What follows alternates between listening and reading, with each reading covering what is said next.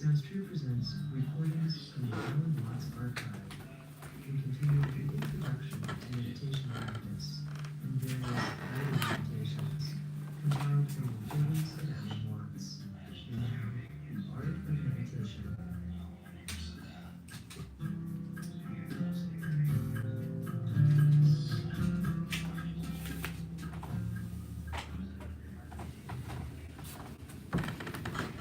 It is fascinating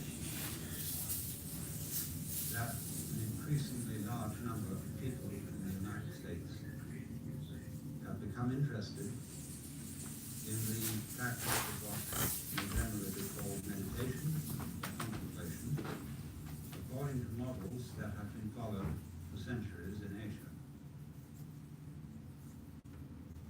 And one of the reasons for this is that the religions which are generic to the West, Judaism, Christianity, and even Islam,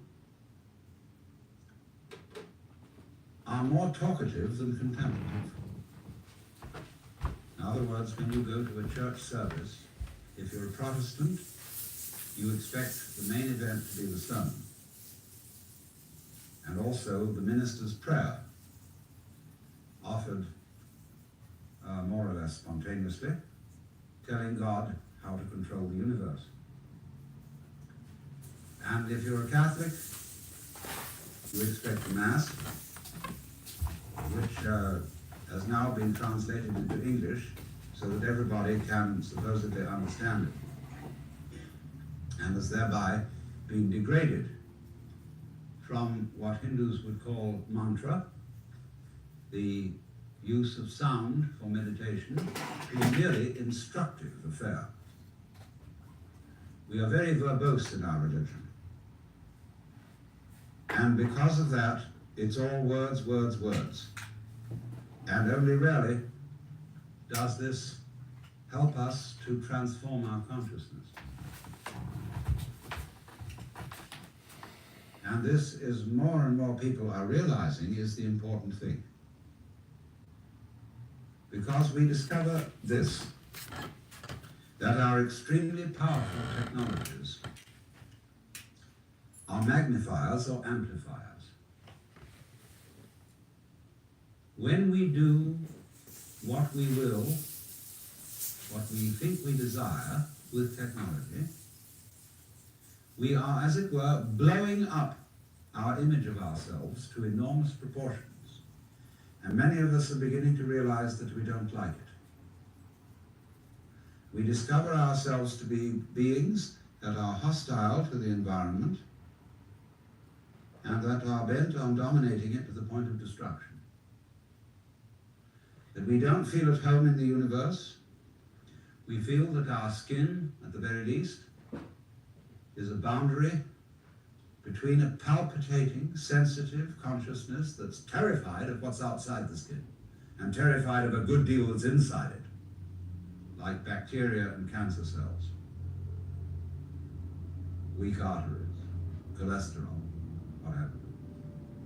So we have this strange thing that Lancelot White called the European dissociation, the feeling of oneself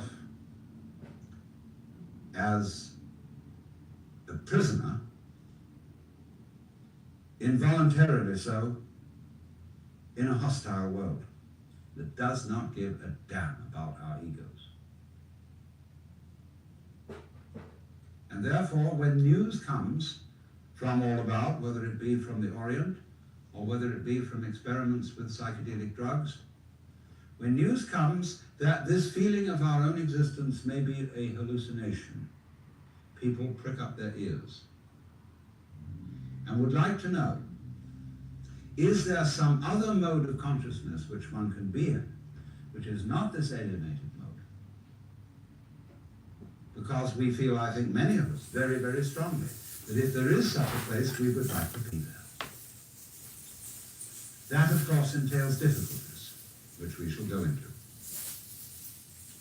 But this is the starting point of the fascination for yoga, for Zazen, and also for the Taoist forms of meditation. which are much less known.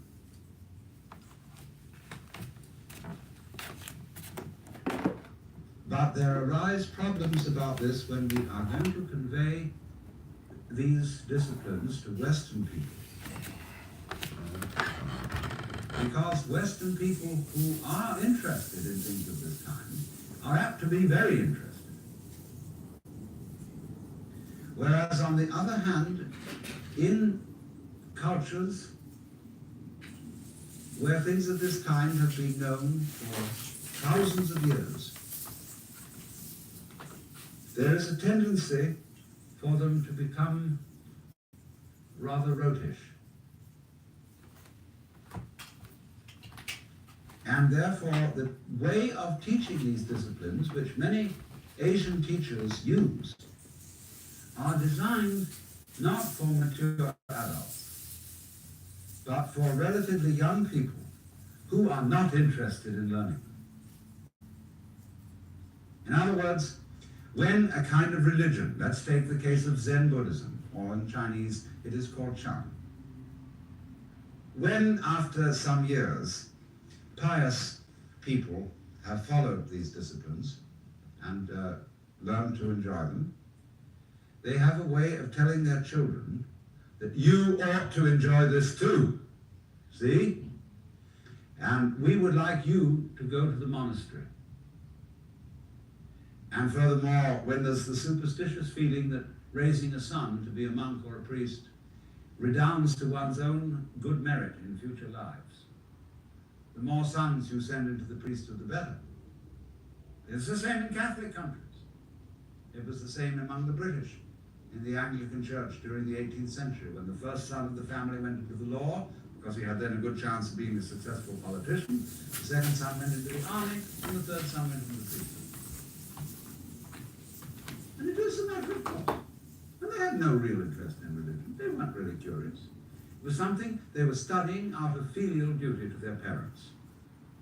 And especially in these days in Japan, when in order to inherit your father's temple, you have to go to the monastery and take Zen training. It becomes a matter of some urgency. So you have a lot of unwilling young men, sometimes young women, in the nunneries, learning the meditative disciplines under the supervision of ecclesiastical taskmasters who are everywhere in the world exactly the same. I attended from the ages of 13 to 17 an ecclesiastical boys' boarding school in England. I can assure you I've had enough of it. We were very sternly disciplined in the same way as Zen monks are disciplined in Japan today. And it just strikes me as funny that I have what I call the aching legs school of Zen, in which one sits in Zazen for an unnecessarily long time until one gets paralyzed. And then people come back from Japan or from anywhere and brag about how their legs hurt, as if it was some extremely esoteric discipline. And you know, they bang them about with boards on the shoulders. And like in England, they swipe them on the bottoms with canes. And it's all the same old story. And I think we need to go beyond this and develop a certain maturity towards the practice of meditation. It is not based on all this boys' boarding school business. But it's very difficult to make people who have been brought up in that system see the point. Because they say, well, we got it this way, and that's the way you have to go in order to get it.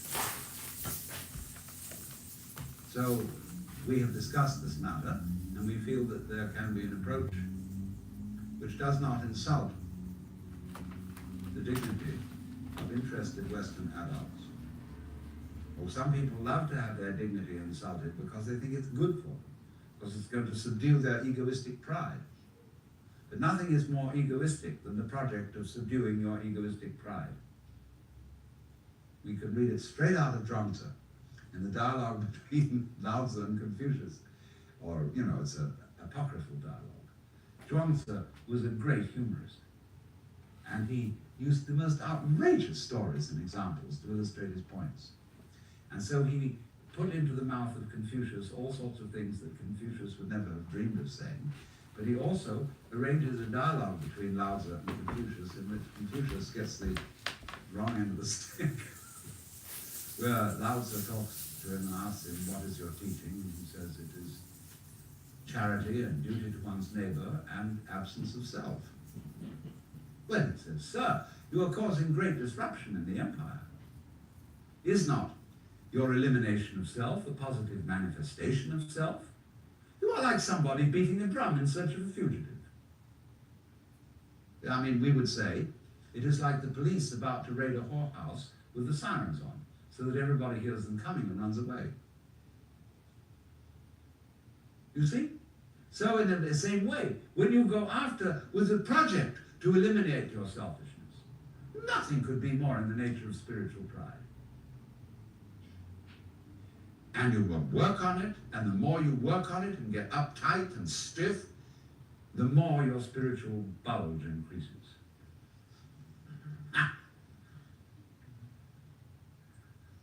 So in the Taoist doctrines, there is a principle called Wu Wei.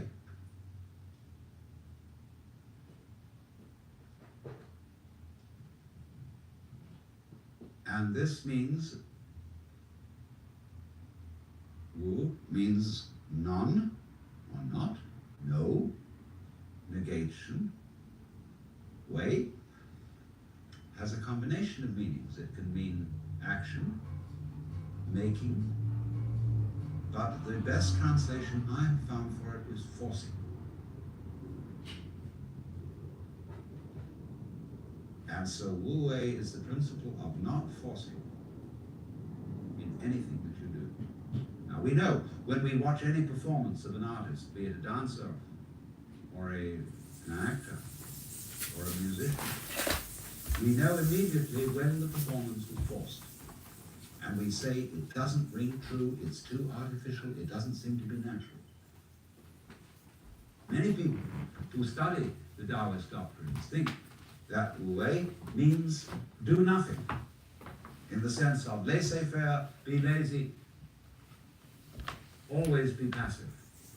It doesn't mean that. There is a time for action. When you study judo, you use muscle only at the right moment. When your opponent is hopelessly overextended and off balance, and you add a little muscle to it and you throw him across the room. But only then. You never use muscle at the wrong moment. For as Shakespeare knew perfectly well, there is a tide in the affairs of men which, taken at its flood, leads on to fortune. And so Wu Wei is based on knowledge of the tide, the drift of things. Get with it. Wu Wei is the art of sailing rather than the art of rowing. So, if you say that one of the most famous saints in the Lao Tzu book is superior virtue, has no intention to be virtuous, and thus is virtue. Inferior virtue cannot let go of virtuosity, and thus is not virtue. So one could also say,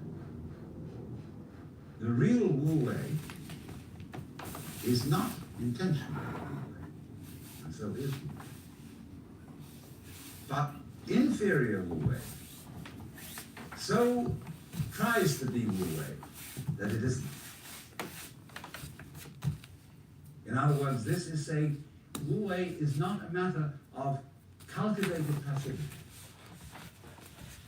or even of cultivated spontaneity.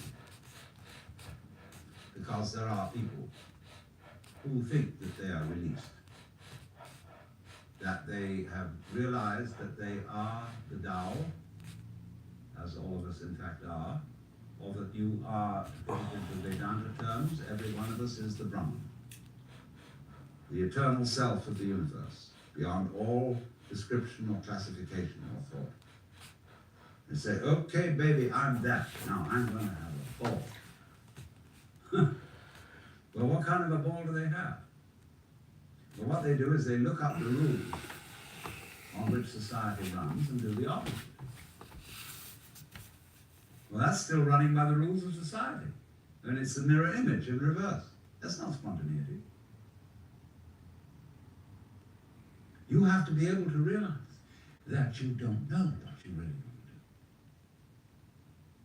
to do until you are very quiet. And it tells you. So, to quote Jesus,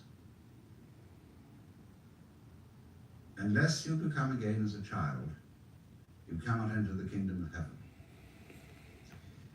And if you read the Bible, incidentally, which is a very dangerous book, as I'm going to be demonstrating in Playboy this December, but understand heaven in a very literal sense, space. See, we are in heaven now because the earth is a spaceship and heaven is space. What is called in Chinese gung, Japanese gu, the void.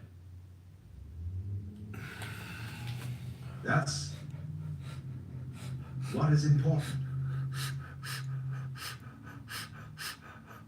That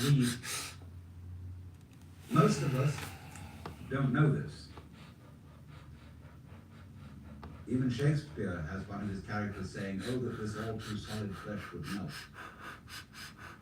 But do you know you're much more space than you are anything else? If the ponderable, I won't say matter, the ponderable whatever in your bodies were condensed and all put together, it would be smaller than the point of a pin. And anyway, somebody once said, even a bishop is 80% water.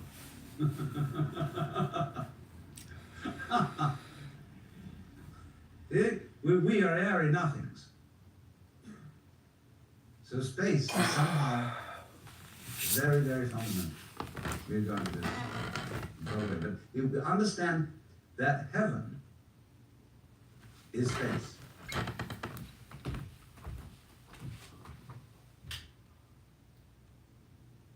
And all those references in those nursery rhymes that we learn as children with the hymns about heaven. Always we're talking about thrones and crowns and harps and streets of glass.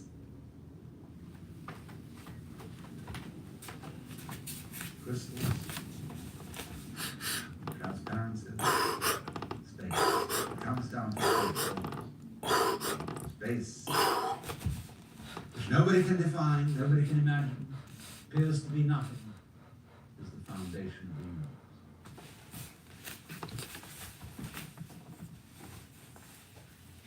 But you have to become again as a child to see that.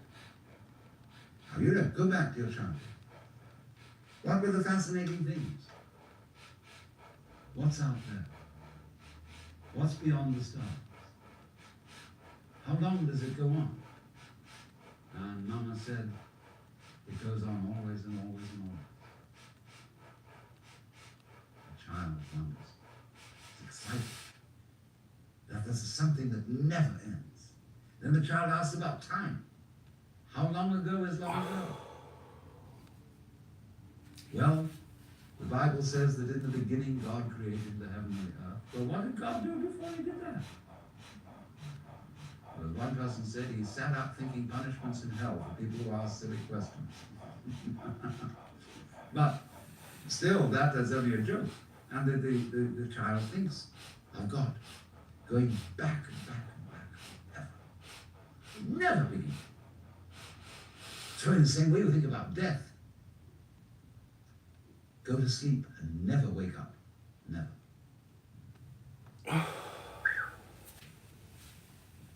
Why, it would be as if you never had existed. Not only you, but everything else. Which is, of course, the way things were before you were born. You just turn it backwards. You know, how about waking up after having never gone to sleep. That's quite a thought. There's something fishy about it all. Ichthys, Jesus Christus Theovios of hier.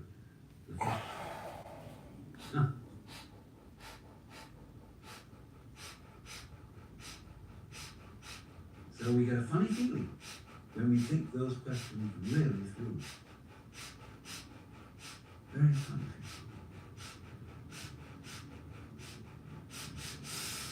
And children, you see, love to get into that funny feeling. Children do all kinds of weird things.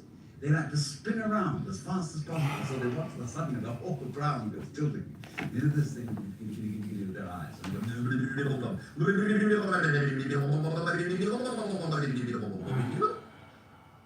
And they make faces and test out their bodies in all sorts of funny ways. Because they know from the beginning that the world is weird. Strange thing.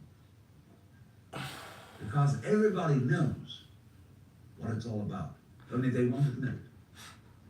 Being brought up is being taught not to admit it, that you know very well what's going on. But in order to find out once more as an adult, you have to become again as a child. So what does that involve? Ladies and gentlemen, would you please check your ideas and opinions at the door? First of all your philosophical and religious views, all your logic. Because I say check it at the door advisedly, because you can pick it up again when you go out if you feel unsafe without it. I'm not trying to argue you out of your opinions and views. I'm merely suggesting that for the sake of an experiment, you temporarily suspend it. And view what is as if you didn't even know how to talk. Red is not red, blue is not blue. Hard is not hard, soft is not soft. Male is not male, female is not female. There is just this jazz.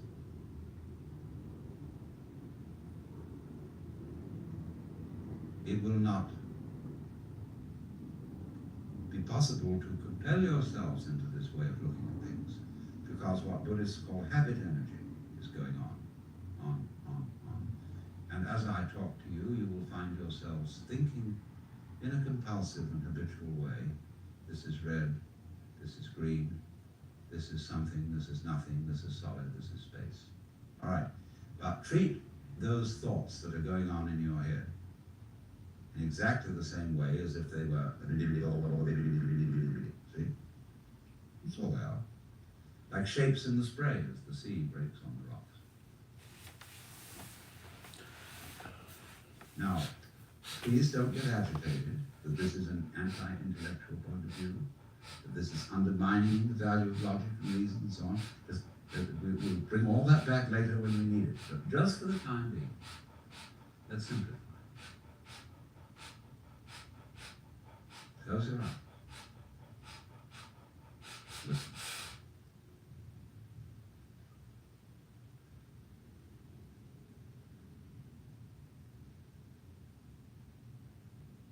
What is? What do you really and truly, honestly, here? Don't name it. Just as if it were music. Classical.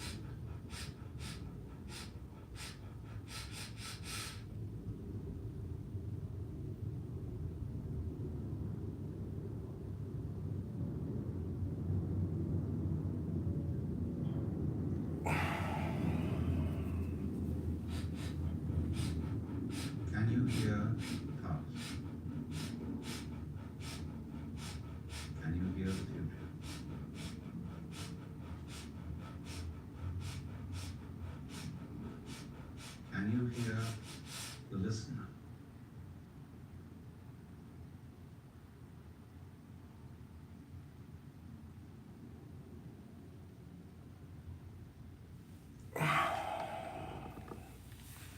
Where do the sounds come from? Ears alone, please. Look, Mama, no hands. Let them tell you the truth.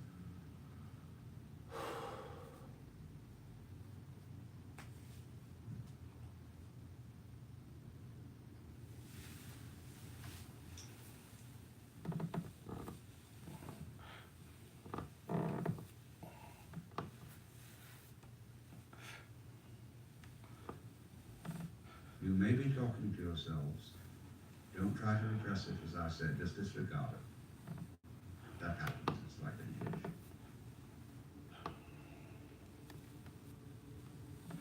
Really listen. Dig that sound.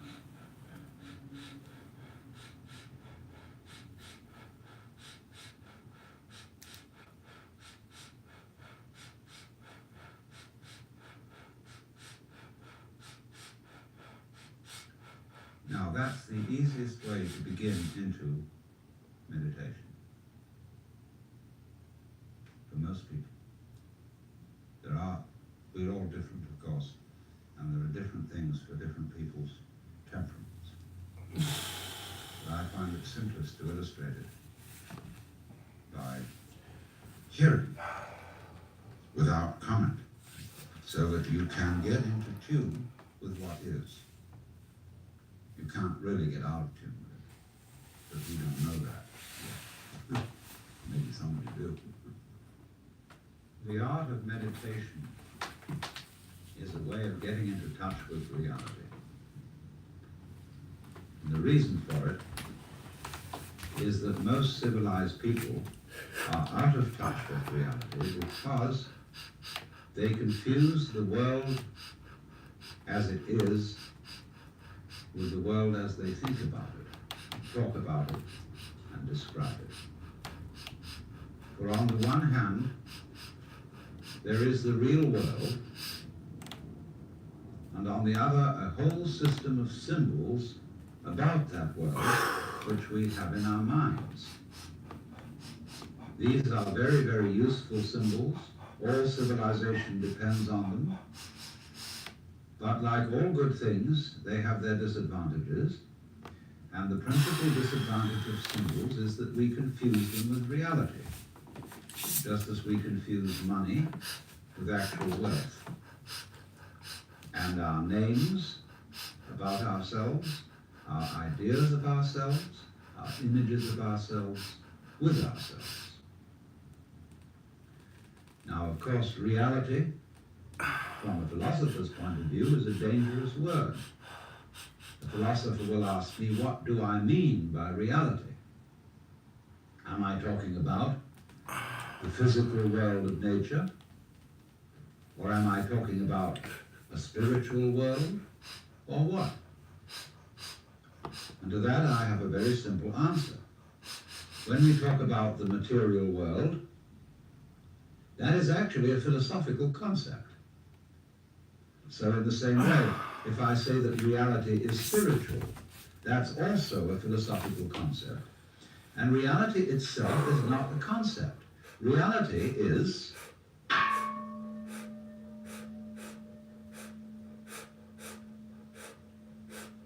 and we won't give it a name. Now it's amazing what doesn't exist in the real world. For example, in the real world, there aren't any things, nor are there any events. That doesn't mean to say that the real world is a perfectly featureless blank. It means that it is a marvelous system of wiggles in which we describe things and events in the same way as we would project images on a Rorschach plot or pick out particular groups of stars in the sky and call them constellations as if they were separate groups of stars. Well, they're groups of stars in the mind's eye, in our system of concepts. They are not out there as constellations already grouped in the sky.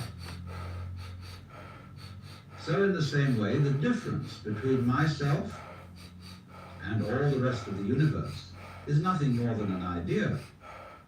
It is not a real difference. And meditation is the way in which we come to feel our basic inseparability from the whole universe. And what that requires is that we shut up. That is to say, that we become interiorly silent and cease from the interminable chatter that goes on inside our skulls. Because you see, most of us think compulsively all the time. That is to say, we talk to ourselves. I remember when I was a boy, we had a common saying, talking to yourself is the first sign of madness. Now, obviously, if I talk all the time, I don't hear what anyone else has to say. And so in exactly the same way, if I think all the time, that is to say, if I talk to myself all the time, I don't have anything to think about except thoughts. And therefore I'm living entirely in the world of symbols, and I'm never in relationship with reality. All right, now that's the first basic reason for meditation. But there is another sense, and this is going to be a little bit more difficult to understand, why we could say that meditation doesn't have a reason or doesn't have a purpose. And in this respect, it's unlike almost all other things that we do, except perhaps making music and dancing. Because when we make music, we don't do it in order to reach a certain point, such as the end of the composition. If that were the purpose of music, to get to the end of the piece, then obviously the fastest players would be the best. And so likewise, when we are dancing, we are not aiming to arrive at a particular place on the floor, as we would be if we were taking a journey. When we dance, the journey itself is the point. When we play music, the playing itself is the point. And exactly the same thing is true in meditation. Meditation is the discovery that the point of life is always arrived at in the immediate moment. And therefore, if you meditate for an ulterior motive, that is to say, to improve your mind, to improve your character, to be more efficient in life, you've got your eye on the future and you are not meditating. Because the future is a concept. It doesn't exist. As the proverb says, tomorrow never comes. There is no such thing as tomorrow. There never will be, because time is always now. And that's one of the things we discover when we stop talking to ourselves and stop thinking. We find there is only a present, only an eternal now. So it's funny then, isn't it, that one meditates for no reason at all, except we could say for the enjoyment of it. And here I would interpose the essential principle that meditation is supposed to be fun. It's not something you do as a grim duty. The trouble with religion, as we know it, is that it is so mixed up with grim duties. We do it because it's good for you. It's a kind of self-punishment. Well, meditation, when correctly done, has nothing to do with all that. It's a kind of digging the present. It's a kind of grooving with the eternal now. And brings us into a state of peace where we can understand that the point of life, the place where it's at, is simply here and now. Well, now, in the art of meditation, there are various props, supports. One thing that we are going to use as a means of stilling chatter in the mind is pure sound. And for that reason, it's useful to have a gong. This is a Japanese Buddhist gong made of bronze and shaped like a bowl. Or you can use your own voice. Another prop in meditation is the use of incense. And that is because the sense of smell is our repressed sense. And because it's our repressed sense, it has a very powerful influence on us. And therefore, we associate certain smells with certain states of mind. And so the smell of incense is associated with peace and contemplation. And so it's advantageous to burn incense in meditation. The other prop is a string of beads. And these beads are used in meditation for an unconscious method of timing yourself. Instead of looking at a watch, you move a bead each time you breathe in and out, so that at a certain rate, you see there are always 108 beads on the rosary, and when you get to slow breathing, halfway around the rosary is about 40 minutes, and that is the usual length of time for which one sits in meditation, because otherwise you get uncomfortable and you get stiff legs and problems of that kind. Now then, the other thing, first of all, we have to go into is how does one sit in meditation?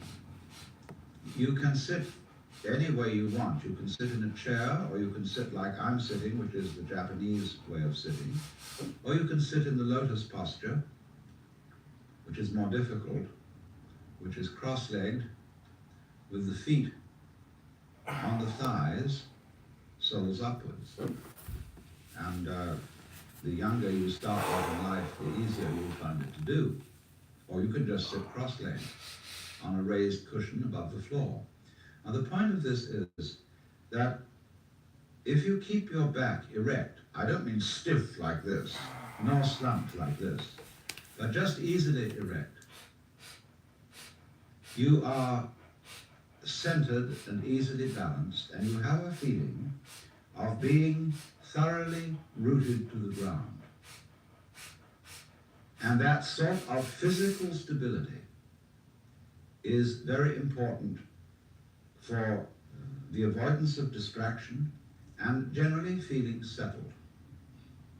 Here and now, j'y suis, j'y reste, as the French say. I'm here and I'm going to stay. Well now, the easiest way to get into the meditative state is to begin by listening. If you simply close your eyes and allow yourself to hear all the sounds that are going on around you, just listen to the general hum and buzz of the world as if you were listening to music. Don't try to identify the sounds you're hearing.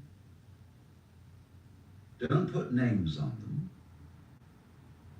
Simply allow them to play with your eardrums. And let them go. In other words, you could put it, let your ears hear whatever they want to hear. Don't judge the sounds. There are no, as it were, proper sounds or improper sounds.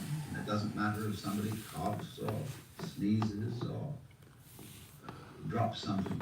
It's all just sound. And if I am talking to you right now and you're doing this, I want you to listen to the sound of my voice just as if it were noise. Don't try to make any sense out of what I'm saying, because your brain will take care of that automatically. You don't have to try to understand anything. Just listen to the sound. As you pursue that experiment, you will very naturally find that you can't help naming sounds, identifying them, that you will go on thinking That is to say, talking to yourself inside your head automatically. But it's important that you don't try to repress those thoughts by forcing them out of your mind, because that will have precisely the same effect as if you were trying to smooth rough water with a flat iron. You're just going to disturb it all the more. What you do is this. As you hear sounds coming up in your head, thoughts, you simply listen to them as part of the general noise going on, just as you would be listening to the sound of my voice, or just as you would be listening to cars going by or to birds chattering outside the window. So look at your own thoughts as just noises. And soon you will find that the so-called outside world and the so-called inside world come together. They are a happening. Your thoughts are a happening, just like the sounds going on outside. And everything is simply a happening, and all you're doing is watching it. Now, in this process, another thing that is happening that is very important is that you're breathing. And as you start meditation, you allow your breath to run just as it wills. In other words, don't do at first any breathing exercise, but just watch your breath breathing the way it wants to breathe.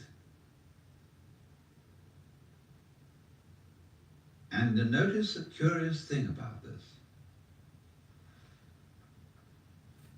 You say in the ordinary way, I breathe, because you feel that breathing is something that you are doing voluntarily, just in the same way as you might be walking or talking. But you will also notice that when you are not thinking about breathing, your breathing goes on just the same.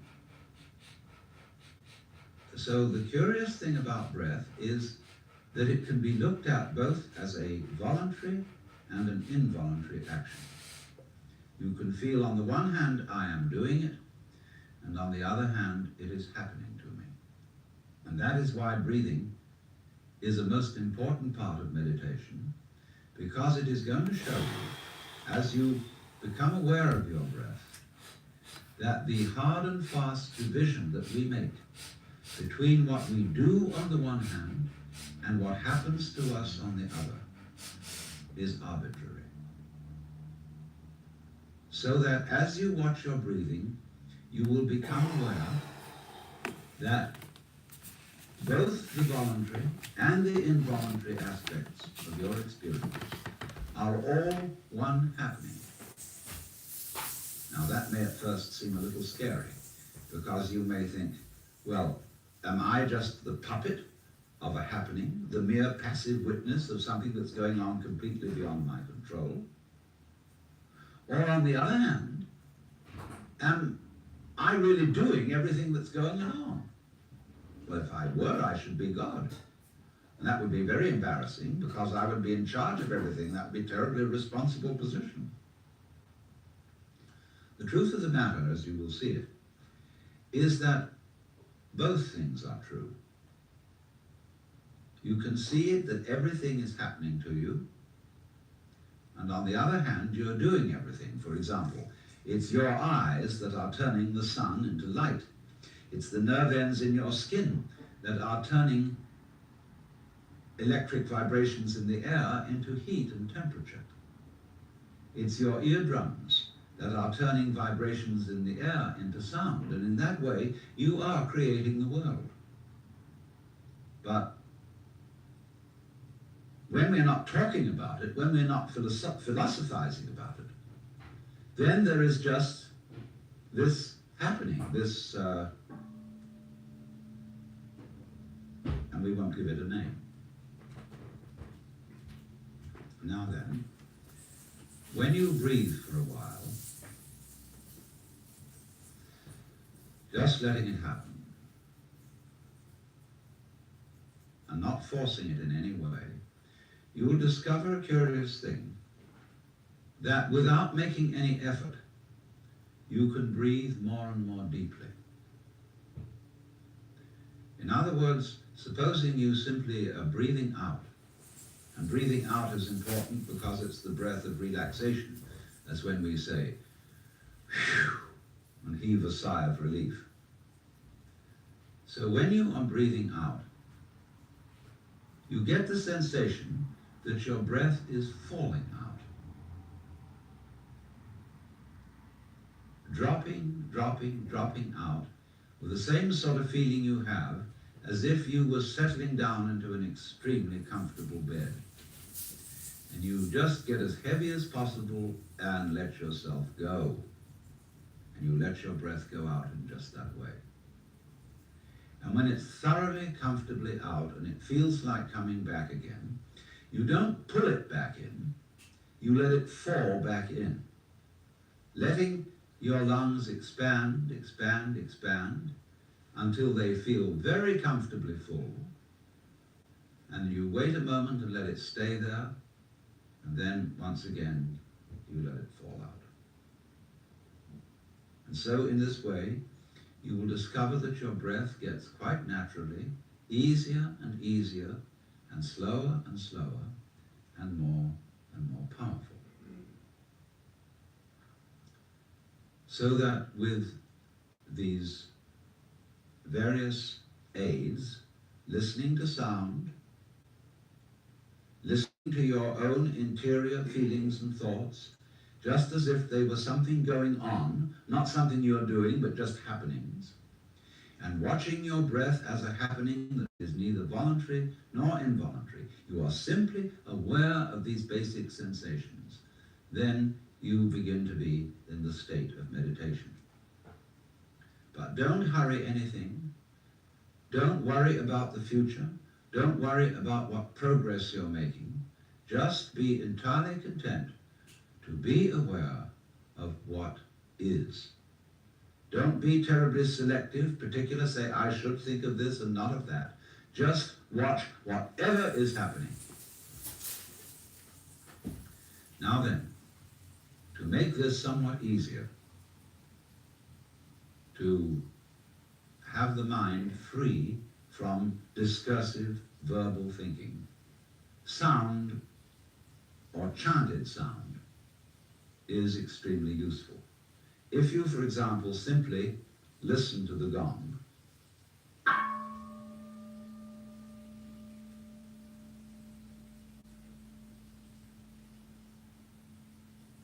and let that sound be the whole of your experience. It's quite simple, it requires no effort.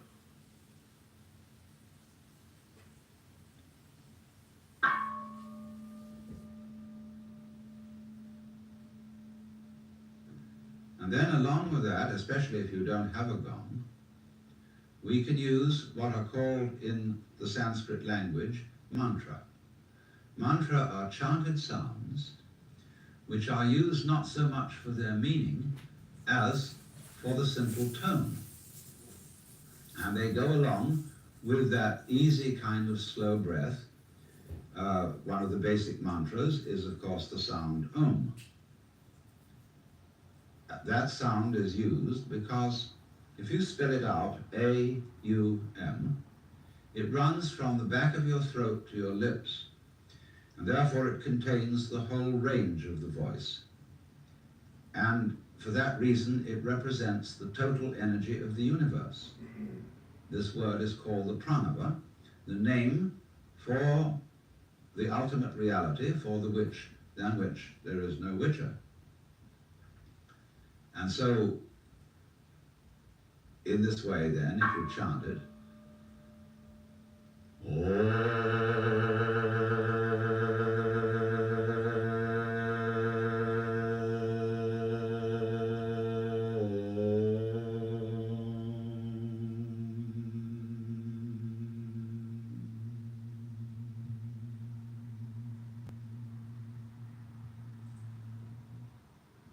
and it's varied like this.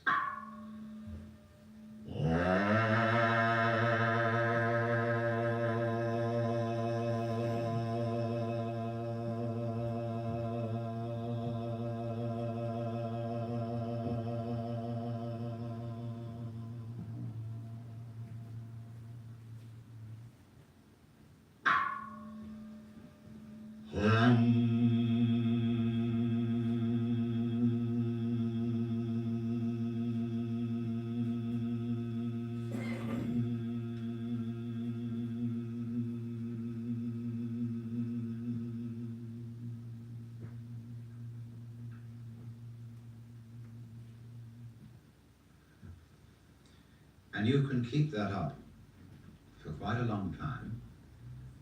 And eventually you will find, as you go on chanting, that the words of the chant will simply have become pure sound. And you won't be thinking about it. You won't have any images about the sound going on in your mind.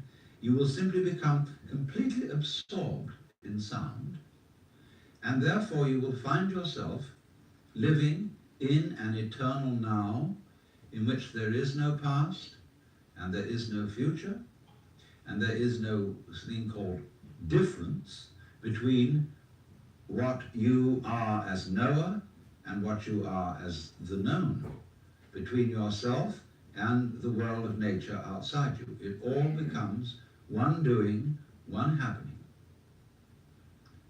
Now, in addition to those slow-moving chants, you may find it, according to your temperament, easier to do a fast-moving one. These have a sort of rhythm to them that is absorbing. Say, a chant that many of you have heard that goes, Hare Krishna, Krishna Krishna, Hare Hare, Hare Krishna, Krishna Krishna, Hare Hare, Hare Rama, Rama Rama, Hare Hare, Hare Krishna, Krishna Krishna, Hare Hare, Hare Rama, Rama Rama, Hare Hare. And it doesn't matter what it means. Actually, Krishna and Rama are the names of Hindu divinities. But that's not the point. The point is just to get with that thing that is running. Hare Krishna, Krishna Krishna, Hare Hare, and so on. And if you're a Christian or a Jew and you feel more inclined to use a meditation word that is more congenial to you, you can use, say, Alleluia, Alleluia,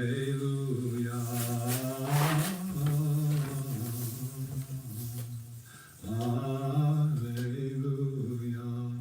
Alleluia,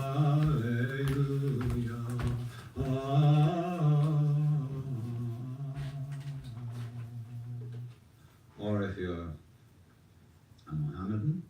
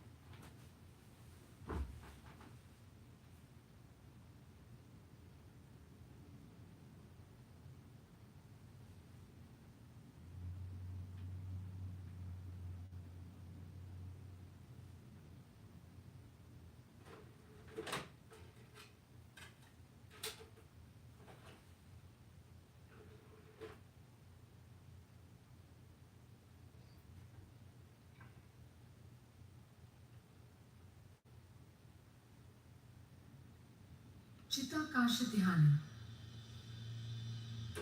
Chitakasha Dhyana is a meditation on the sky.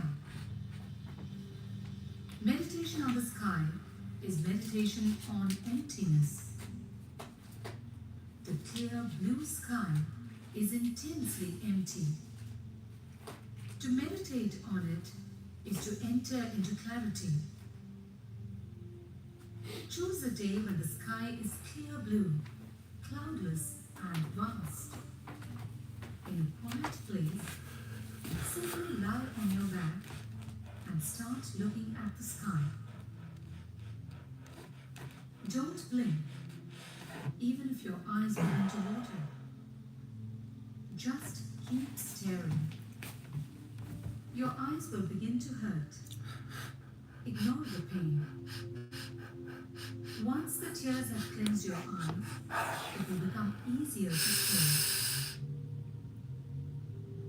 Don't start thinking about the sky. Don't start thinking about how wonderful and blue the sky is looking. The moment you start thinking about it, you separate yourself from the sky.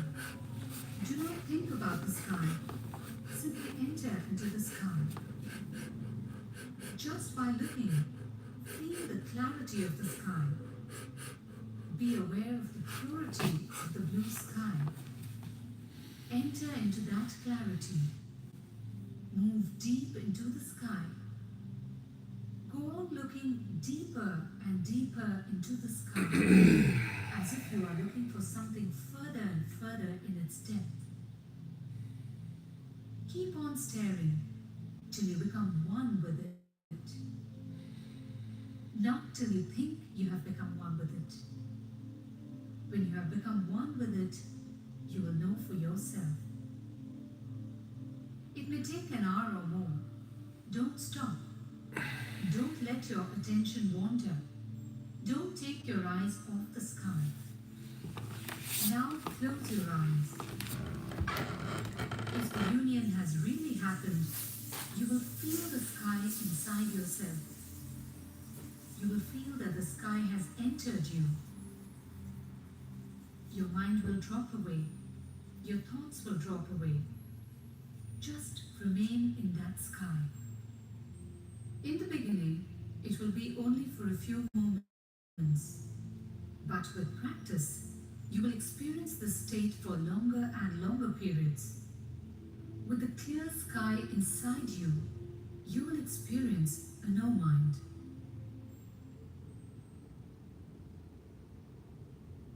Sit or lie down in a comfortable position facing the sky.